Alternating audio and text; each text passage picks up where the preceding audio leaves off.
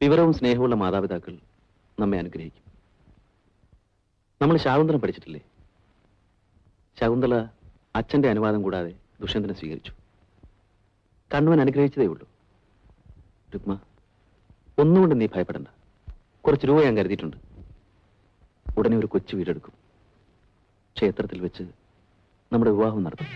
അതിനുശേഷം മാത്രമേ നമ്മൾ ഭാര്യാഭർത്താക്കന്മാരെ ജീവിക്കൂ. എന്നെ വിശ്വാസമില്ലേ? വിശ്വാസമില്ലെങ്കിൽ ഞാൻ ഒപ്പം പുറപ്പെടുവോ?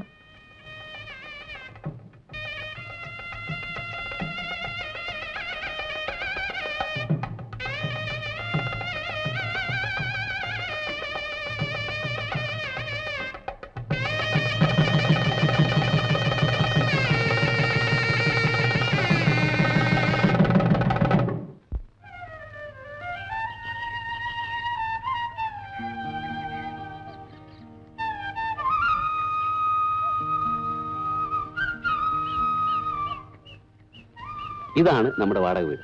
നമ്മളിവിടെ ഒരു സംതൃപ്ത കുടുംബം ഉണ്ടാക്കാൻ പോകുന്നു. വീട് മാത്രം മതിയോ? ഭാര്യയുടെ ഉത്കണ്ഠ ന്യായം. ചുരുങ്ങിയ നിലയിൽ സുഖമായി ജീവിക്കാനുള്ള ചുറ്റുപാട് ഞാൻ ഉണ്ടാക്കിയിട്ടുണ്ട്. ഇവിടെ അടുത്തൊരു മാനേജ്മെന്റ് സ്കൂളിൽ സംസ്കൃത അധ്യാപകനായിട്ട് ജോലിയും കിട്ടി. പോരെ? ധാരാളം.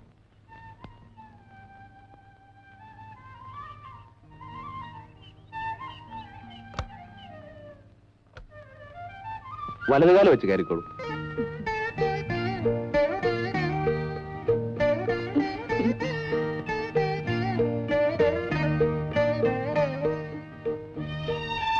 ഇത് നമ്മുടെ സ്വീകരണ മുറി. എങ്ങനെ?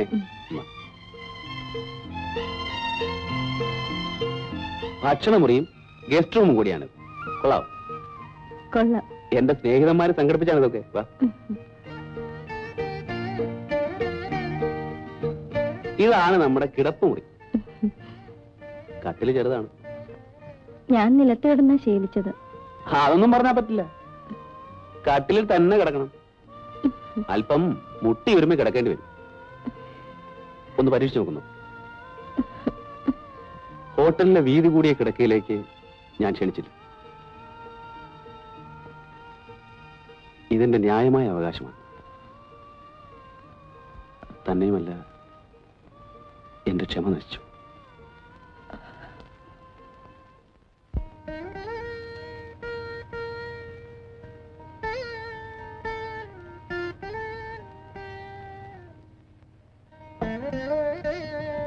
ഊണ് കഴിക്കാം.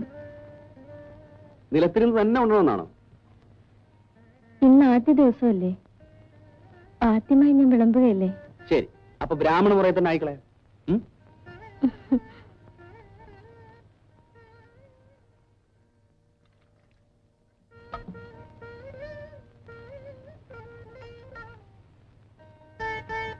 ഒരു ലൗഡ വേണം.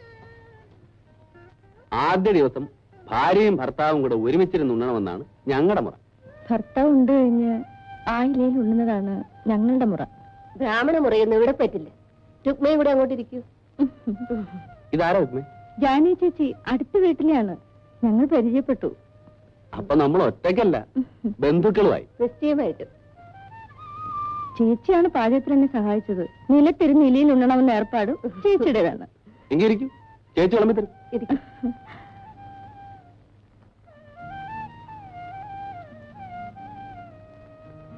ആദ്യം മധുരം കഴിക്കണം. ഇത് ഞാൻ എന്റെ വീട്ടിൽ നിന്ന് ഉണ്ടാക്കിക്കൊണ്ടുവന്നതാ. ജാനേ ചേച്ചി, ഈ വീടൊന്ന് നോക്കണം. ഉച്ച കഴിഞ്ഞ് ഞങ്ങളൊന്ന് പുറത്തു പോകും. എവിടെയാ? അവിടെ എവിടേക്കൊന്ന് ചുറ്റിക്കറങ്ങാൻ. എന്താ റെഡിയില്ലേ?